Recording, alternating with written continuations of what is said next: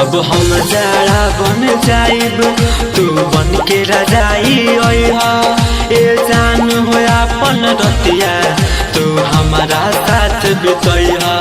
जब जहरस देहिया कापी तू दिल से हो मिल गईहा हम तोहरा में घुल जाइब तू हमारा में घुल जइहा।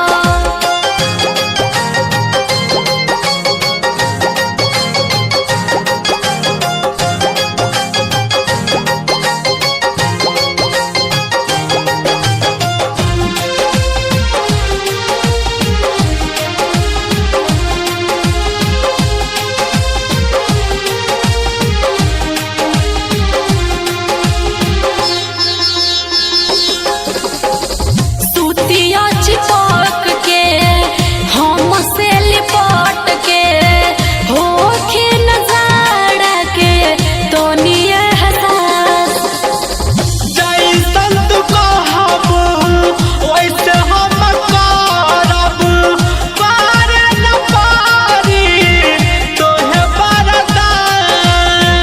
सटल रही तू दिल से हरदम।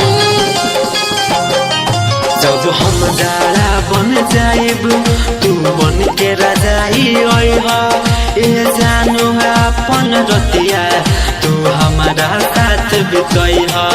जब जहरस देहिया कापी तू दिल से हो मिल गईहा हम तोहरा में घुल जाइब तू हमारा में घुल जइहा।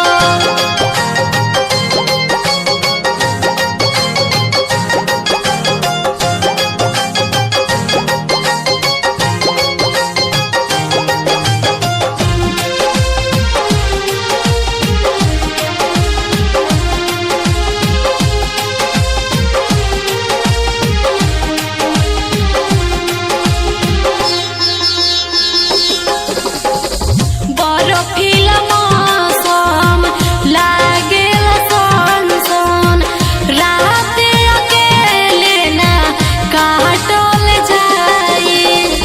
बॉडी बनरम कदम गरम प्यार से नहीं हटल जाई। ठंडा बतौनिया के कोई दो गरम।